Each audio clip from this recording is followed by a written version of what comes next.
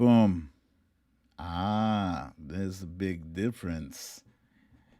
That is the big difference. You can hear me typing. Lee says, I'll be first. Yay, no. Synthfan beat you by like 1 second. Synthfan says, sound happy emoji. What? Where's the wig? I had to take it off because I was melting. I was melting under that wig. Was it the wig?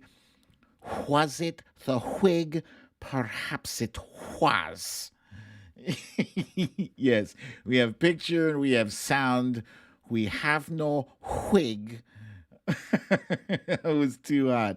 No, you know what it was? We got like simultaneously, we all got excited about Eponymous George's birthday. And the show exploded. All right, so I'm gonna give it. I don't care how many of you. Obviously, I would prefer for as many people as possible to see the show that I prepared. But yes, I rebooted. Cindy wants to know, did you reboot? Yeah, but I had actually already rebooted that last time. The last time I rebooted and started it up, and then poof, my sound went off. This time I rebooted, and then my sound came back. It's because today is 420. Yes, his birthday broke the show, indeed. Okay, so good. You guys can hear me. The chat is working. I'm gonna go ahead and jump on in to the stuff that I prepared for you. Okay, so here we go. We got Jen Murphy, Lee Saunders, Jeff and Rayner, Jen Murphy, Sheila Bird, and Pandora. Okay, good.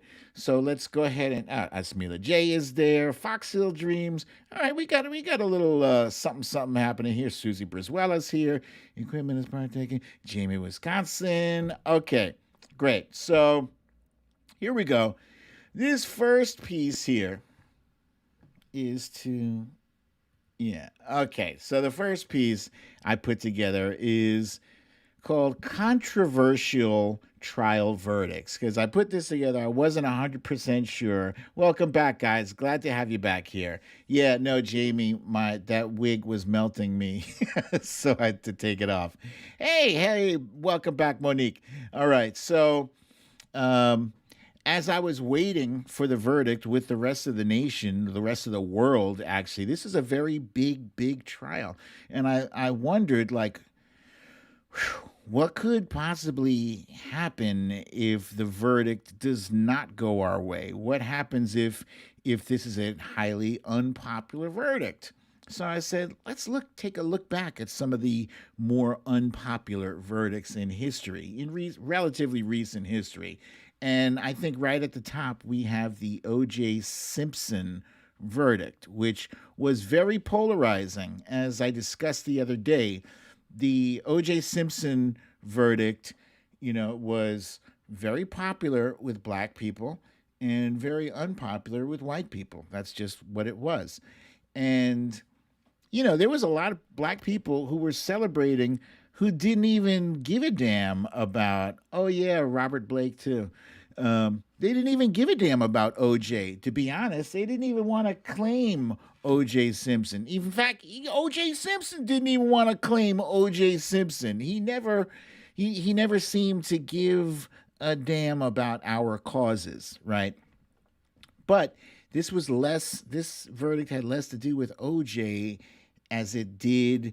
It was like an indictment of the system that's rigged, like against black people, unless you have enough green to get you over the top. So that happened. And then next we have the Casey Anthony verdict, which excuse me, a ton of people, millions of people were watching this thing all over the world.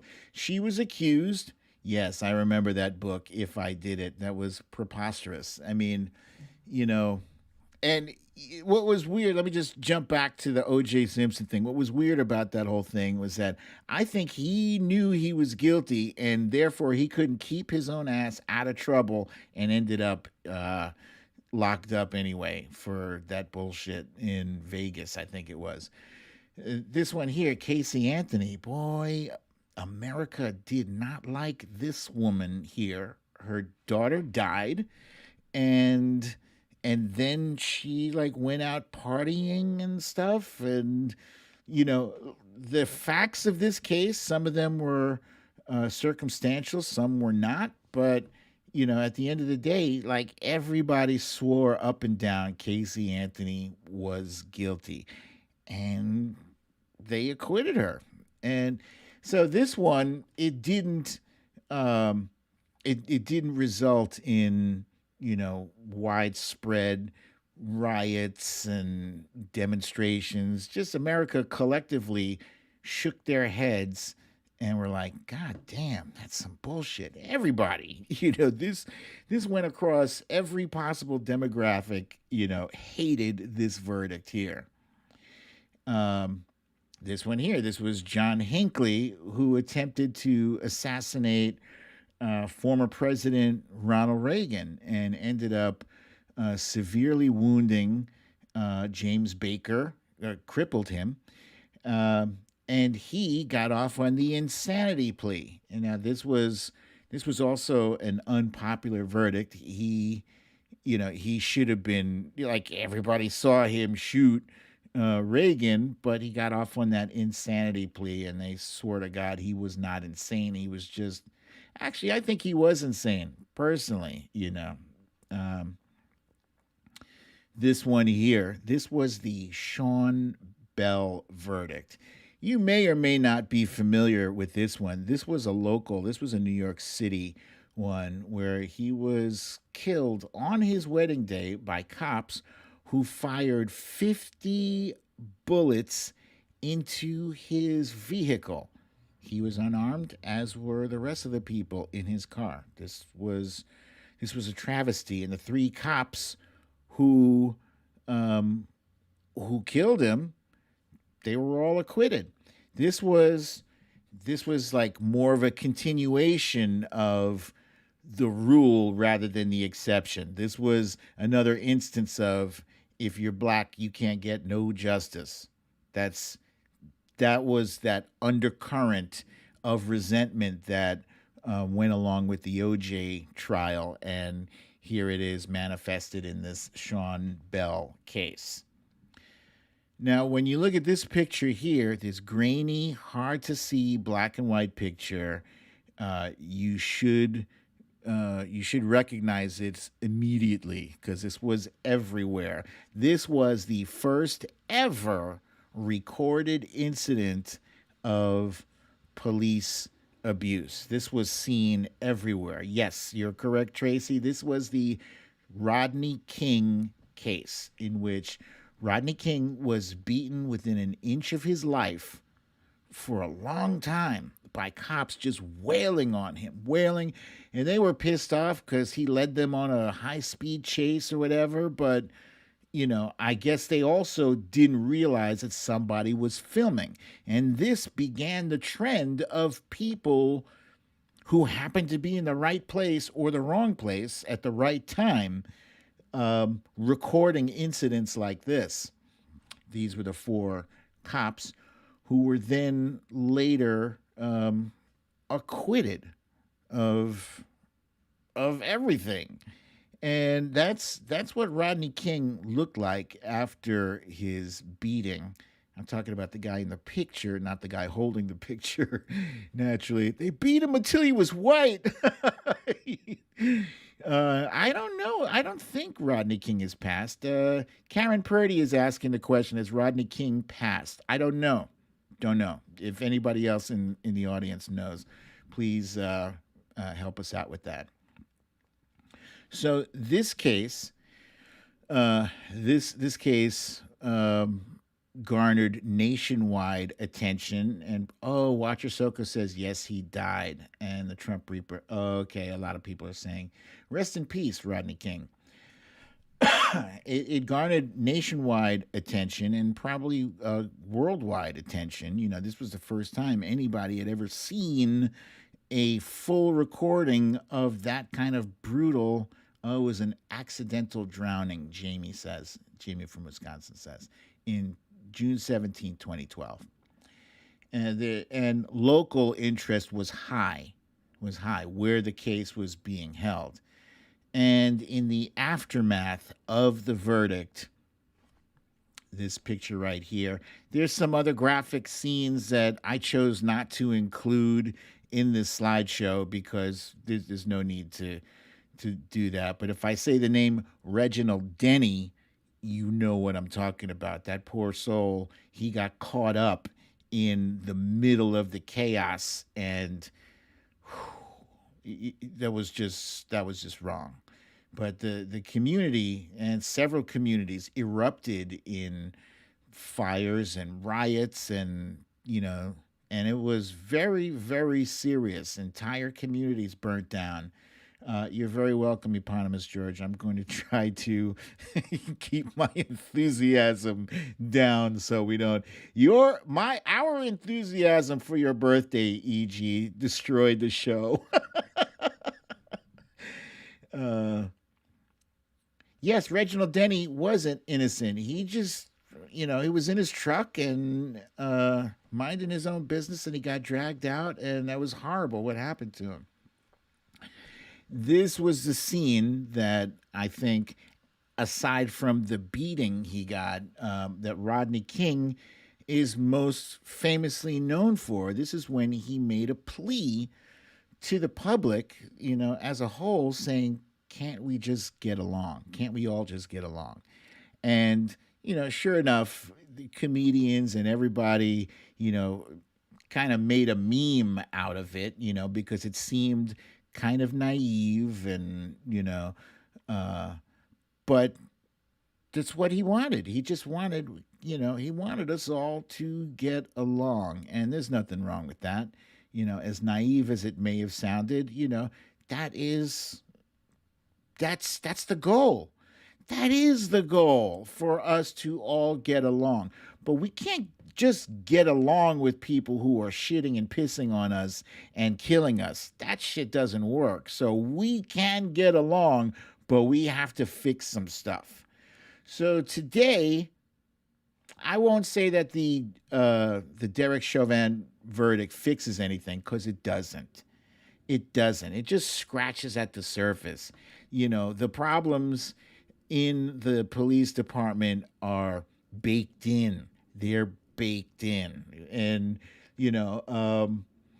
while we can all breathe a sigh of relief that the jury in this instance did the right thing, I mean, the prosecution all but gave this verdict to them on a silver platter. They did a phenomenal job. I don't seriously, I've watched some court cases. I don't think I've ever seen a prosecution handled as thoroughly and professionally as this prosecution did.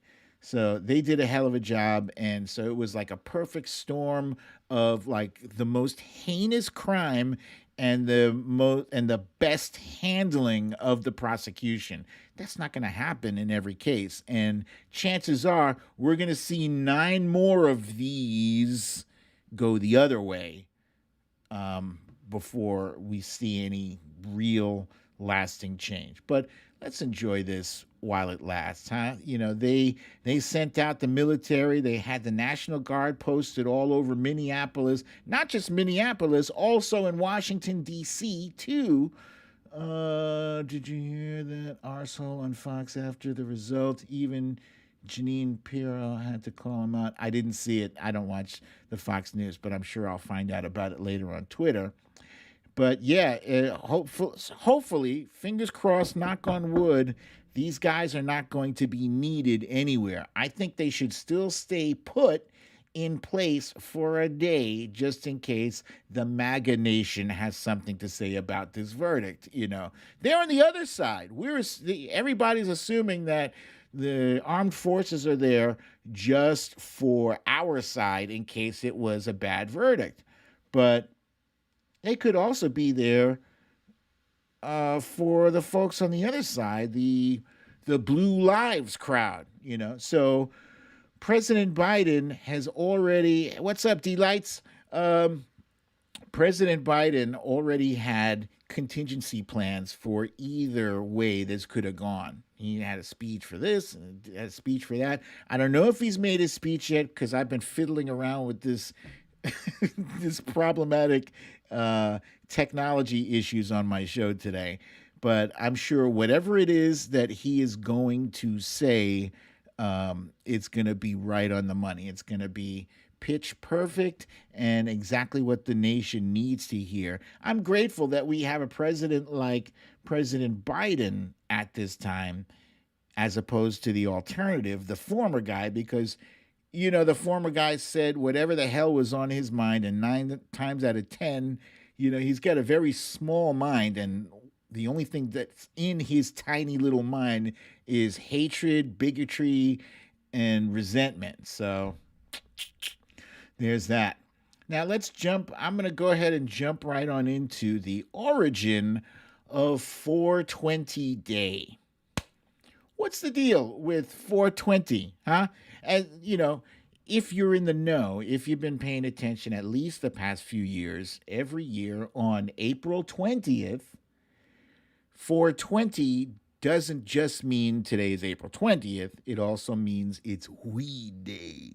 Yeah, puff, puff, pass, right? People, they get their weed garb on and they start watching their weed related movies like the Cheech and Chong movies, and there's Half Baked with Dave Chappelle and Pineapple Express with Seth Rogen, and Howard and Kumar go to White Castle. They watch all those movies, but that's not what 420 is about. That's just what people do on 420, aside from smoking the herb, the doobie. So what is 420 Day? Well, April 20th is Adolf Hitler's birthday, but this is not 420, has nothing to do with Adolf Hitler. All right. It is also, sadly, the anniversary of one of the worst and one of the first mass shootings in America. This was in Columbine. Hello? April 20th, 1999, that happened. It also has nothing to do with Bob Marley, with his birth or his death. He died May 11th, 1981. So that's not 420. It also has nothing to do with the Grateful Dead. And, I apparently they did sometimes stay in hotel room number 420, but yeah, no, it had nothing to do with that either. It also has nothing to do with the number of chemical components in marijuana or in cannabis. Yeah. Apparently, there are 315 components, not 420. So what could it be? It's also not a call code for cops, saying smoking in progress. Has nothing to do with that either. So, what is it? So apparently, back in the early 70s, yeah, back in the early 70s, in what the hell was the name of that town? Give me a second here. I got it right here. The name of the town is San Rafael, California. So there were kids in San Rafael High School who they were referred to as Waldos, and they were called Waldos because they liked to hang out against the wall. Waldos. And they would, so they were not allowed, obviously, they were not allowed to smoke the doobie in class, in school at all. So they had a code, right? And this code was, hey, 420 Lewis, ah, 420 Lewis? So 420 actually was the time on the clock. 420. And Lewis referred to Louis, I don't know if it's Louis or Louis Pasteur. There was a statue of Louis Pasteur outside the school, outside the high school. And it was these guys, apparently, these guys, yeah, these five guys were tracked down, and apparently those were the ones who started doing it. This is the statue, the Louis Pasteur statue. Hmm? And there it is. That is what was behind 420. So now you guys know it was the time, and it was also the signal to spark it up. And so after that, it just kind of spread the use of the word 420. And then, yes, invented penicillin. Wait, was it penicillin? Yeah. Or something. Louis Pasteur. No, did the pasteurization thing. That's what Louis Pasteur. Yeah. So, and then there was a magazine called High Times, which weed aficionados used to read. And then High Times started using the code 420. And after that, it was a wrap. And so now anything 420, April 20th is now, April 20th is now 420 day. Thank you. I did that research on my own today, and I share with you. Moving right along,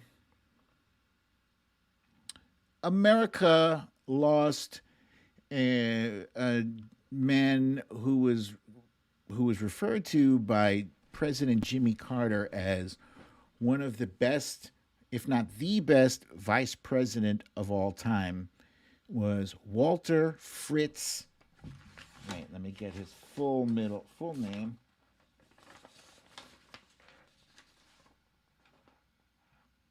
Walter Frederick Fritz Mondale. That was his full name. And let's see, you guys are talking about Alexander Fleming invented penicillin. Thank you.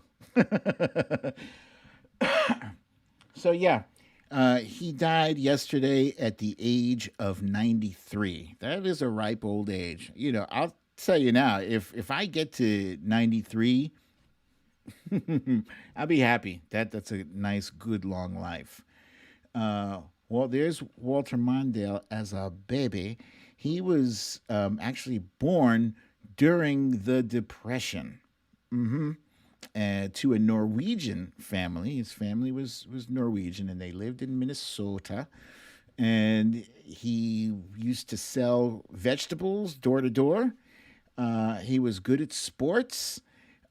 He was not good at smiling, apparently. He did not enjoy smiling. And he said it was kind of strange that he ended up getting into politics because he didn't like small talk. He didn't like, in fact, he hated small talk so much when he was finally involved in politics. There was like a side door he would use to avoid dealing with the staffers. It's very unusual for a politician to not like politicking. But politicking is what he did. And then he eventually got appointed to the Senate in 1964. He was appointed there because Hubert Humphrey got selected to be President Lyndon B. Johnson's vice president. So then he got appointed to the Senate. And then later on, in 1976, he was selected to be Jimmy Carter's running mate. At the time, I think he was governor, Jimmy Carter. And Jimmy Carter actually was a pretty popular president, but he got a lot of bad luck because inflation was bad, and then we had problems with the Iran hostage situation. And when it came down to the election of 1980, he got shellacked by Ronald Reagan. So Anyway, Walter Mondale took some time off, to recalibrate and figure out what he wanted to do. And then oh yeah, the gas crises, I remember that too. And then in 1984, he decided that he was going to run for president against Ronald Reagan. And he made an announcement during the DNC, the Democratic National Convention. He said, "By the end of my first term, I will reduce the Reagan budget deficit by 2/3." And he says, "Let's tell the truth. It must be done. It must be done. Mr. Reagan will raise taxes, and so will I. He won't tell you. I just did." And that was pretty much that was pretty much all she wrote. That was probably a death sentence to him. Oh, there's him with President Biden. Um, Walter Mondale selected as his running mate Geraldine Ferraro. And that was big. I mean, you think about today, President Biden selected Kamala Harris to be his running mate, and you'd think that's history, but actually, no. The first person to ever select uh, a woman as their vice president, I think, was Walter Mondale, and they didn't win. They not only did they not win, um, they also got shellacked. There he is in a debate with Ronald Reagan. Um, they got beaten pretty badly. How badly? Ronald Reagan had 54 million votes to Walter Mondale's 37 million. So he beat Mondale by 17 million points. You think Joe Biden beating Trump by 7 million votes is a lot? It is, especially considering that he topped 80 million votes. That's like the most ever. But the electoral votes, he got slammed electorally. Reagan won 525 electoral votes to Walter Mondale's 13. It was a bloodbath. And if you look at, there was the electoral map there. That was a legit bloodbath. Um, so yeah, after that, then President Clinton, years later in 1992, appointed Walter Mondale as his ambassador to Japan, and he served there until 1996 when he stepped aside and said, "I'm done with politics. I'm good," and that's a wrap. So we say farewell. Rest in peace, former Vice President Mondale. We thank you for your service. And let's see. Yeah, that's it for Walter Mondale. And what am I forgetting? It's time for You Raggedy Bitch. Oh. And today's You Raggedy Bitch is Derek Chauvin. Thankfully, we will never, ever have to see this video and this picture ever. Oh, yeah, the dun dun dun. We'll never have to see this video in his ugly mug again. At least I hope not.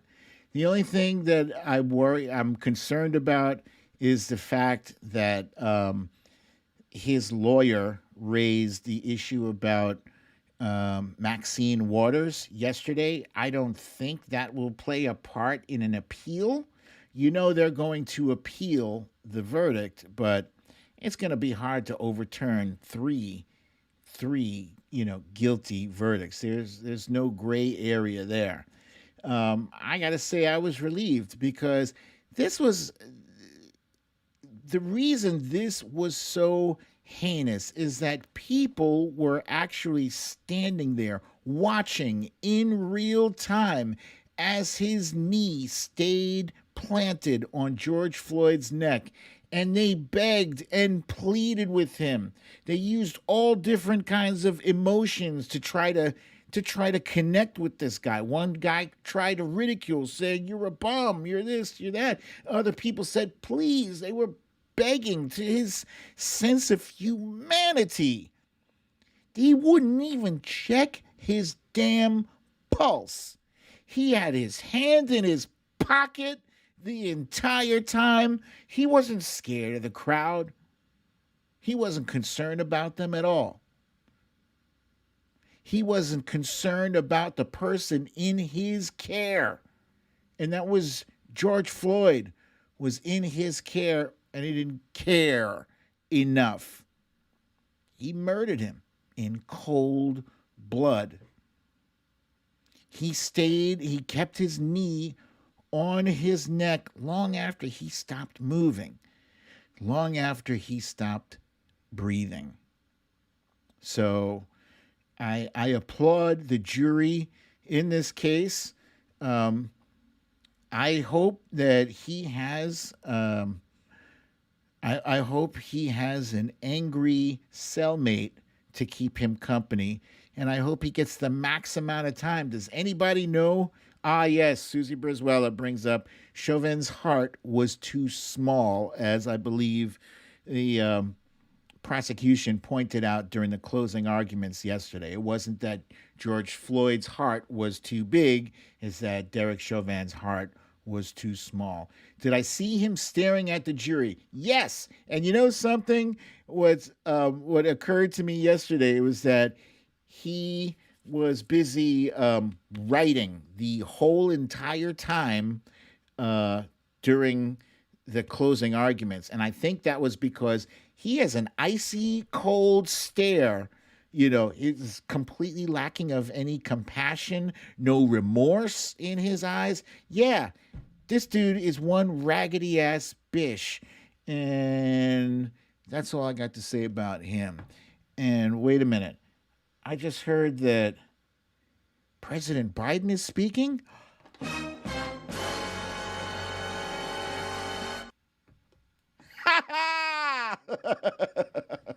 All right, guys, listen. I got a late start. Well, no, actually, my start was pretty on time. It's just that the technology had us here. This was rough. This was a rough broadcast. But I am sorry. I'm going to skip the reading of The Littlest President.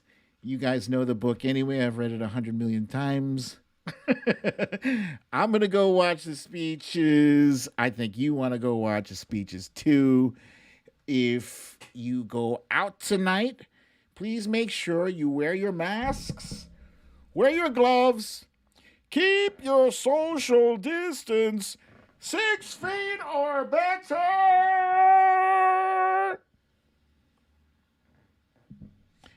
And enjoy Vice President Kamala Harris's speech as well as President Biden's speech. I'll see you here tomorrow. No technical difficulties. Same time, same place. I love you all. Peace.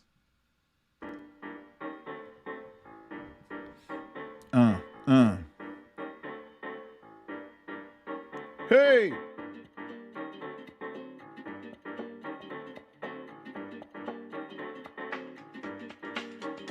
Boom. Hey! He's guilty! Guilty verdict. I'll make it up to you tomorrow, Eponymous George. Hey! Please remember to hit the like button.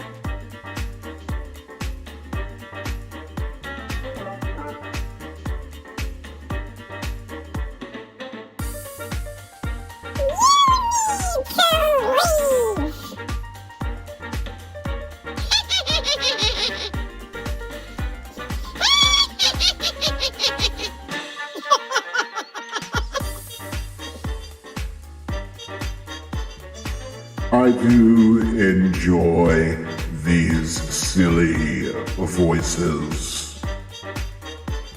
Hey! Remember to hit the like button. Do it now.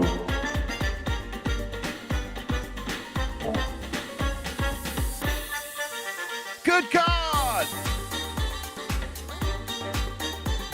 Hey!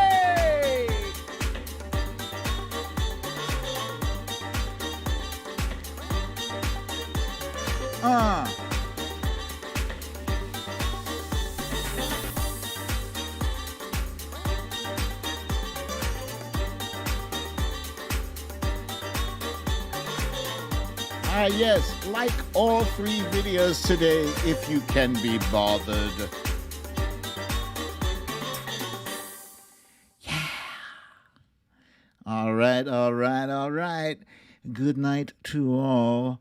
I'm just blah, blah, blah, blah, blah, giving you time to get to the end of the music. Good night, guys.